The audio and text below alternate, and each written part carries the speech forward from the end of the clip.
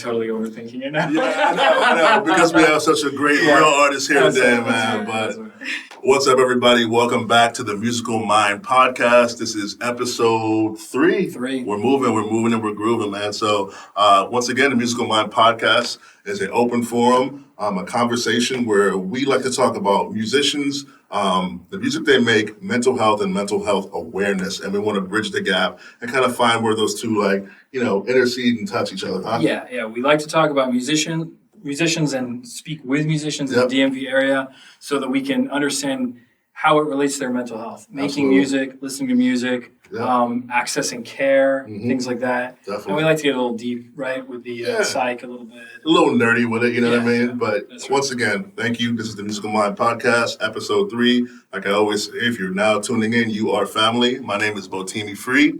TWM. And we have a special guest today. We have Ginayra, a local artist, or a national artist, let me say, right? You know what I mean?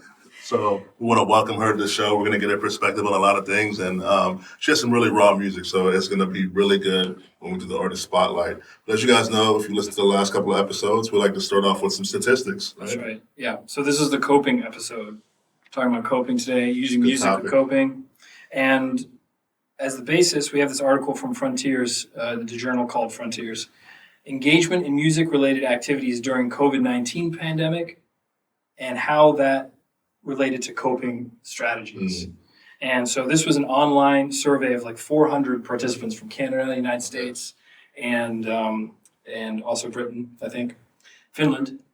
And basically what they found out was that people were doing more music. They said 42% of the participants were doing more music during the pandemic than they ever had before. Like making more music? Yeah, making more music, listening to more music, going to or streaming live shows. Music-related activities. Was increasing. And they were connecting that to coping strategies. So that's what we're going to start with. That is super interesting. Using music as coping. Yeah, I feel like everybody's kind of been doing that since they were kids. You know what I mean? Yeah. Like it's kind of like music is so built into everything we do. The movies, the TV, the grocery store has music playing. You know what I mean? So is this statistics just musicians and singers, or is it just like maybe they were, when they were younger, they wanted to be that, and then they kind of stopped that dream, and then the pandemic just kind of like, I don't know. Well, brought it back maybe, or is it just these anybody? These weren't even only musicians. This was just everybody. Oh, okay. So and how much did they use music? Yeah. Okay. The global power of music, man. Wow. I'm telling you, man. But do you think that was a thing during the pandemic? People were digging back into dreams? I would think so. Yeah. I mean, I feel like during the pandemic, obviously it was so hard on everybody. It just kind of made you sit and think for a long time. Like you had nowhere to go, so you were just in your house. Yeah, it was wild. Yeah, so you had a lot of time to reflect. And then, I was thinking maybe the statistic was older musicians, like they used to do music and then they kind of stopped because sometimes, they're like, oh, I can't do this anymore, or it's not realistic. Yeah. So that's what I thought the statistic was. But maybe there's... that's a musical mind right there. That's it. That's how I can tell you're an artist. Because, a lot of artists deal with that, having to put music down sometimes, for whatever reason. You name the reason, right? Yes. Yeah. And something can trigger them, whether it be a pandemic or, just having their song come back to life online, like, yo, I do love music. I do want to do that. Right. So that's definitely... Yeah, I don't know about you, but as a musician, like there's always that conflict between, okay, you're trying to do work to, pay bills and shit, exactly. But also you want to be pursuing your dream. And I hear you. I think for me too, during the pandemic, it was a time to like dig in. Yeah, dig into music. Absolutely. Yes. Yeah, but, I think, outside of us musicians, just...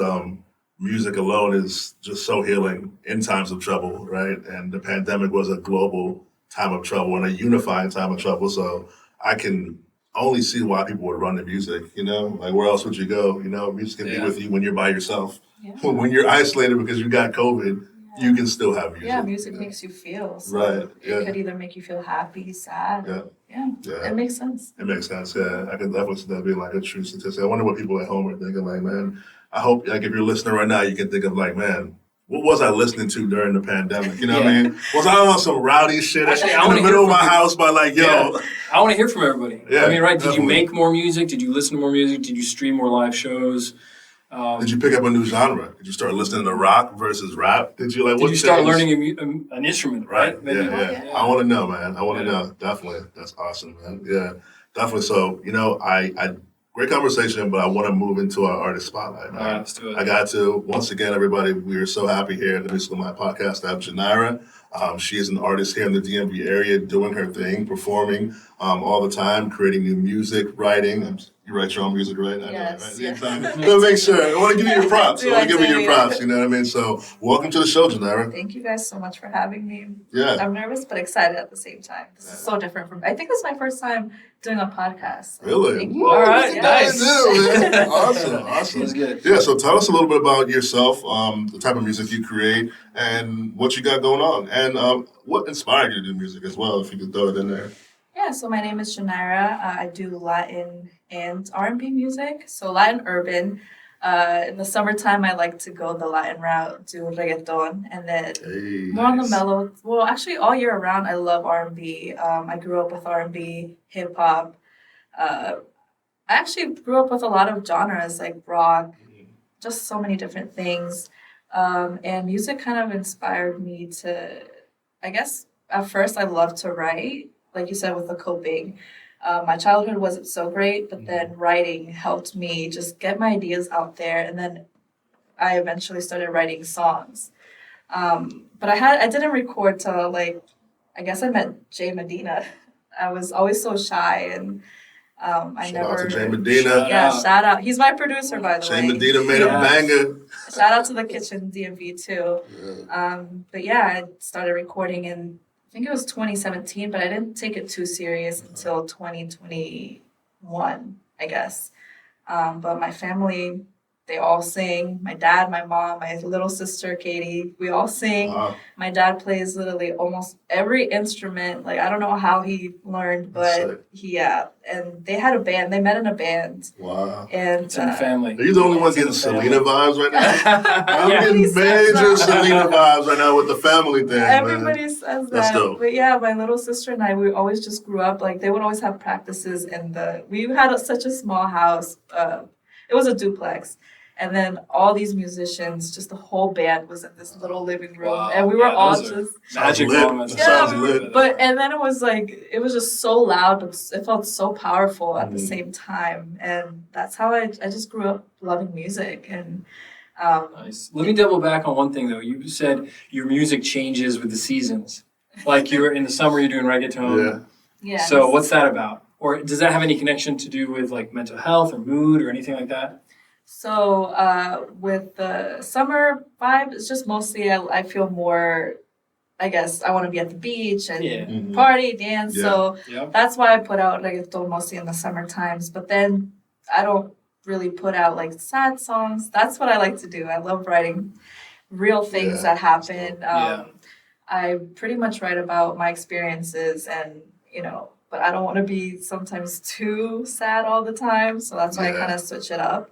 And then R&B, just more of love and so I just don't want to be sad all the time. Gotcha. So that's why I switch it up in the summertime to do reggaeton, which I love to do as well. Yeah. That's pretty interesting. Yeah. Having that, I don't want to be sad all the time because I'm making sad music.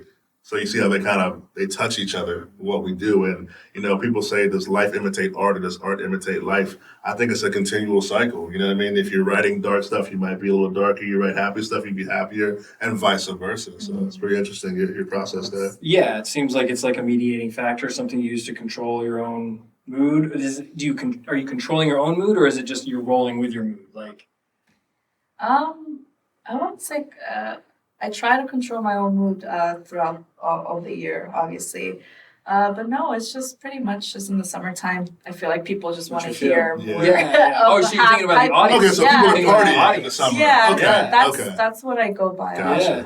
And then the more mellow times, that's when I can bring out this side of me. Yeah, because for me, it's when the sun's down, right? There's less energy. Yeah. Everyone's got less energy in the snow, in the winter. Yeah. It's when you're sitting in the corner writing poetry, writing the moody songs. So, seasonal I hear depression, you. right? As soon as the sun comes out, people want to get out there, have a good time. Yeah. Reggaeton, people want to shake their bodies. That's right. You're making music for That's them. awesome. Yeah. That's awesome. Yeah.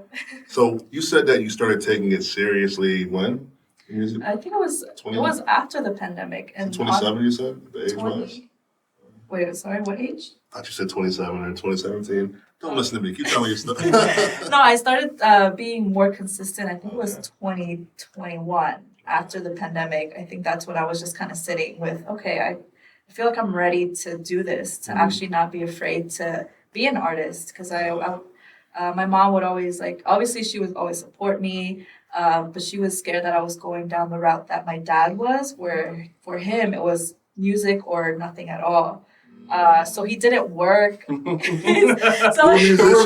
know. Yeah, so he didn't work. He didn't want to work. So it was only my mom providing, and for him, music was everything. And she didn't want me to go down that same route. So much to unpack. Yeah, there's so much to unpack there. I mean, I think about my own kids. I have 2 kids, and I've been doing music for over 15 years. And I would love my children to have the talent and the ability that I have, but I sometimes don't want that route for them. You know, to have to go through the grind of the music industry, have those roadblocks over and over and over again, when I can say, hey, you could just be a doctor, make $300K a year. But so I definitely could see like how your mom feels and how your dad feels. Like he loves music, right? So yes. Yeah, and also like I notice in hip hop too, part of the struggle to make music that sells brings an intensity and an aggression to the music that if there's no struggle behind it, sometimes you miss out of music, right? So there is this this conflict there, I think, in the creator's process. But I hear you, you know, getting lost in it, getting lost in the dream of being a performing musician. Yeah. Right. Sometimes it's like it's not even that there's a struggle. It's like you don't want the struggle. Fuck that. Yeah. I'm a musician. I'm going to do this whether I get paid or not because I believe I'm going to get paid somehow. Yes. And that can kind of drive a person's whole intention. So. Wow. Yeah, I can talk about that all day. Yeah. But we want to hear your track. Yeah, definitely. Yeah. So what's the track that you want us to play today? Darkest Shade, correct? Yes, it's called The Darkest Shade. I wrote this in, I think it was last year. Okay. Yeah. It was actually during the period of time where I was at my lowest point. I had depression for like over a year, a little over a year. And I'm actually slowly coming out of it now. That's awesome. Yeah. So I wrote this last year. Awesome. Okay. Darkest Shade by Ginayra, everybody.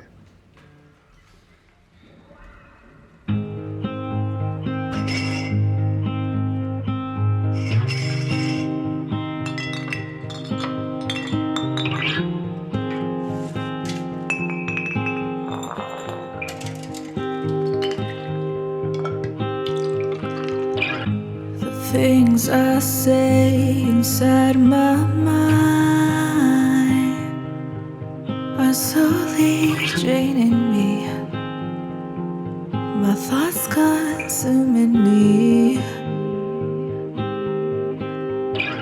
I wanna fight, but I'm so tired of sabotaging me. 'Cause I can't clearly think.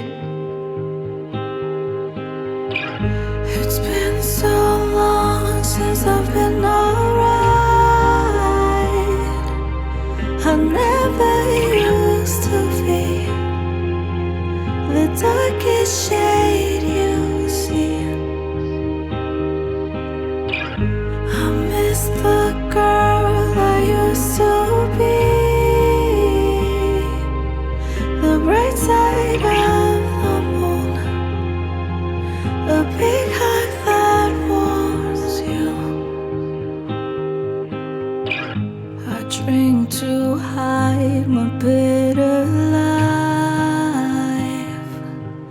My best friend is my cup, full of I don't give a fuck.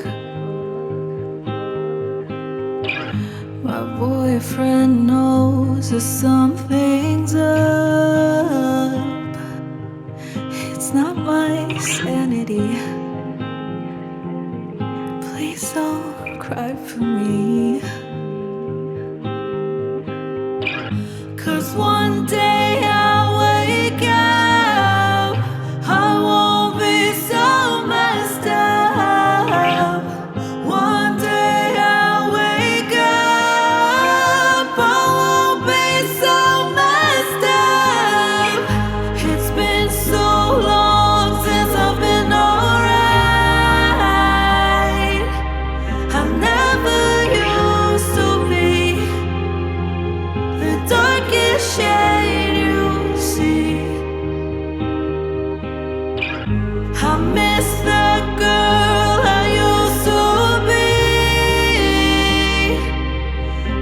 bright side of the moon, the big hug that warms you.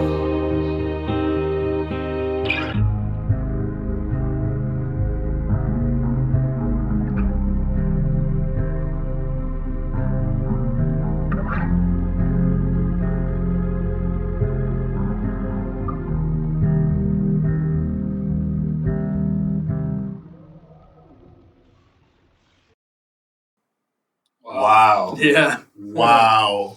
That's a very vulnerable track. Yeah, very vulnerable track. Wow. Yeah, I actually haven't even heard that in so long. So it just kind of brought all these emotions back. Wow. Yeah.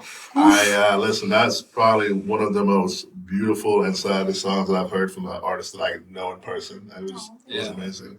The mix was great too. I mean, wow. Like, Yeah, it's a great song. crisp. If I could jump in, just even the first lines, right? Like, the thoughts inside my mind are killing me. I was going to go there Can too. you talk about that a little bit? Yes. So with that, it's like I always have, well, last year I always had like such a voice in my head that I guess I always felt like I wasn't enough, especially being an artist, where the prior year I was so active 24/7 on social media and consistently doing shoots and all this, but then I kind of died down a little bit. So it was just, I guess I was just in my head, I guess, doubting myself in a sense, and just feeling not worthy enough, honestly. Yeah. Wow. Self-doubt. Yeah. Self-doubt. Man. There was another lyric. You said, "It's not my sanity. Please don't cry for me." Yeah, so that part I was talking about, well, Jay Medina, so when a partner is going through depression, nobody really thinks about the other person. So it's like they're always thinking about the person that's depressed. Right. But people around them can also feel that negativity, and it's just like it could kind of bring them down. So I was kind of speaking about Jay Medina at that point where he was doing his best. He's never dealt with somebody being depressed before. So it was just kind of like this big switch, and he was just trying his best and he could not get through me. And I was just like, that's why I said my boyfriend knows that something's up.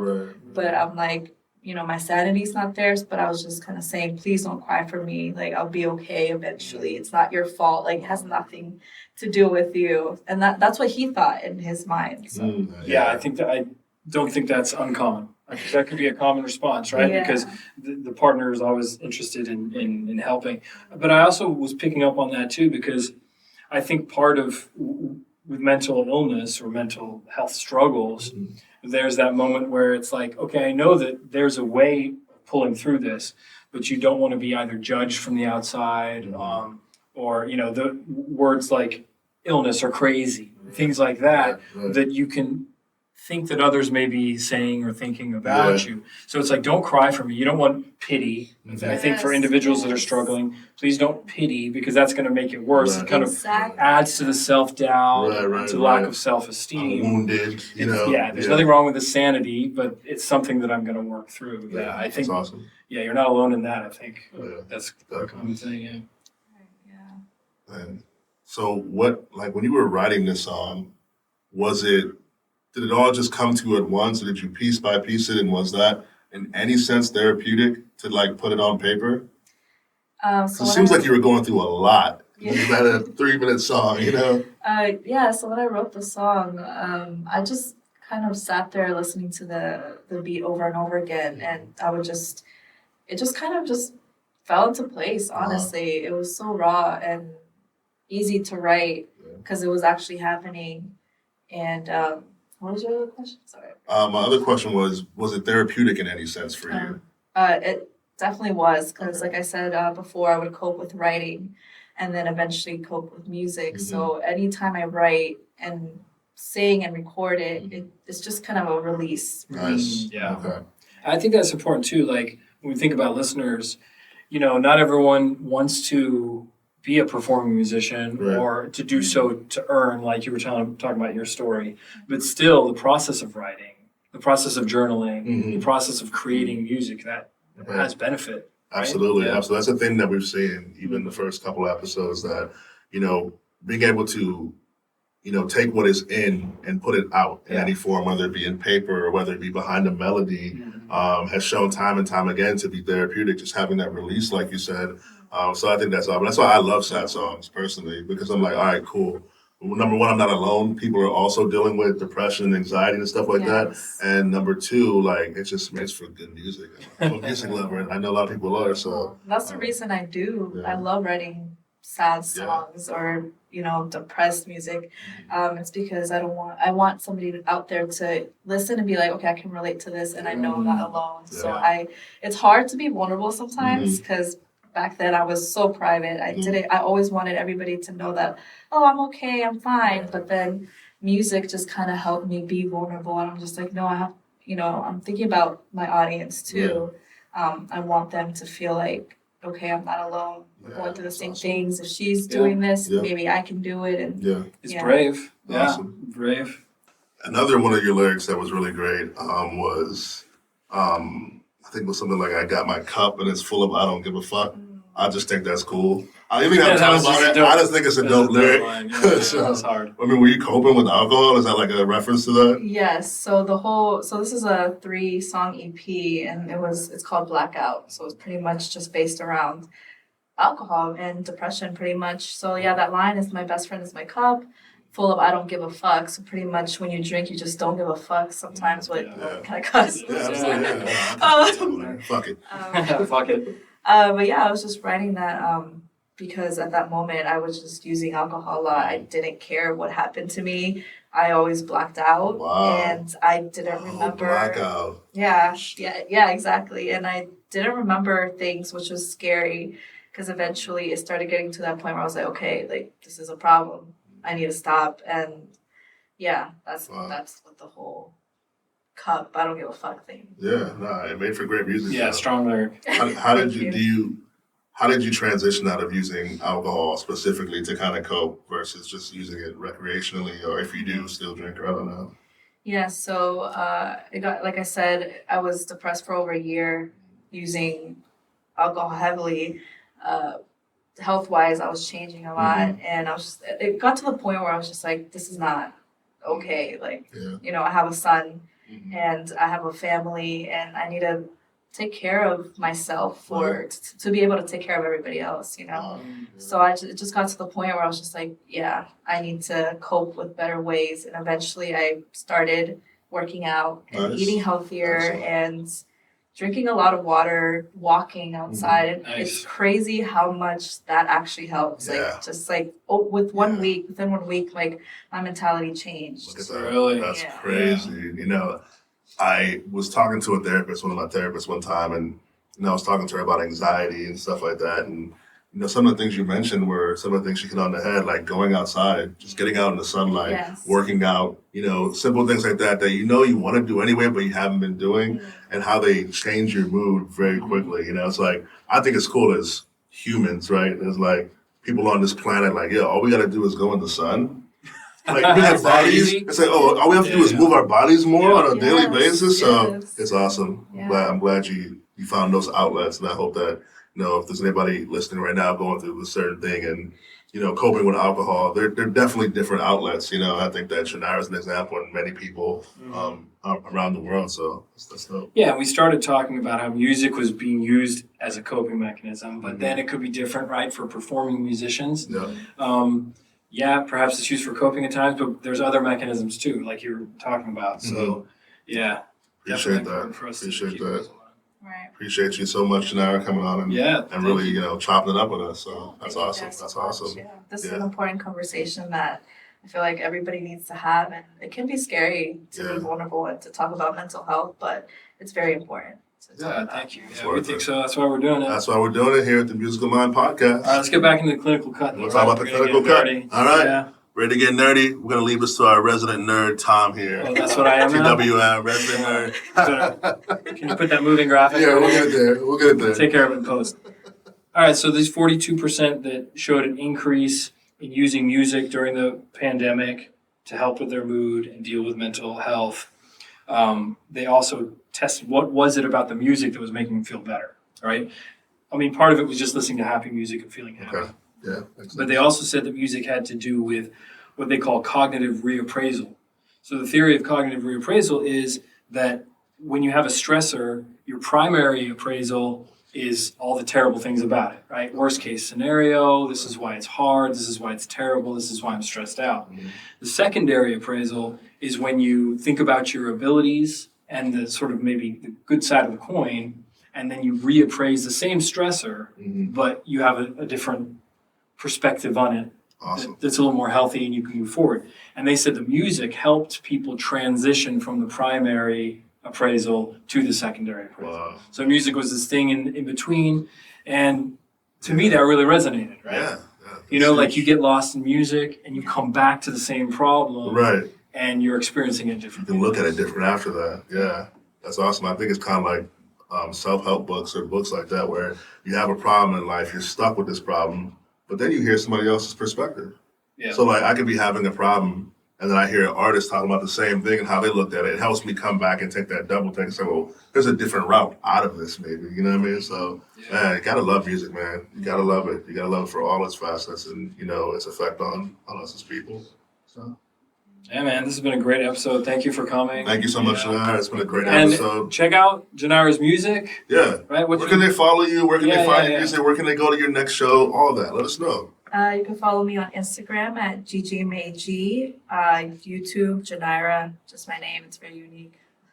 I have a show coming in June at Songbird for Chasing the Sun. Okay. And Nice. I saw a flyer for that. yeah.